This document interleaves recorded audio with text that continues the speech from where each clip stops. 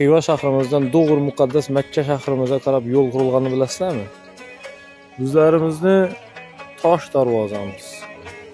Xalq tilida Aziya gastitsasi deb aytiladi. Tosh darvozadan chiqasiz va Doğur bu bizlarimizning eng yirik darvoza, Dishonqaraning eng yirik darvozasi. Hamda Doğur yo'ldan hech yere burun borsangiz Doğur Makkaga bir yo'l ekan bu. Dishonni bir ko'ring.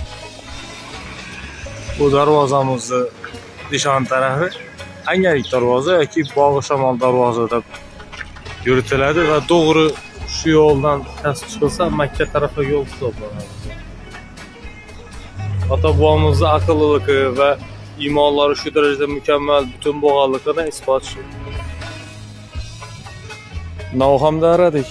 O'tganlarni Alloh rahmat etsin. Xorazm güç.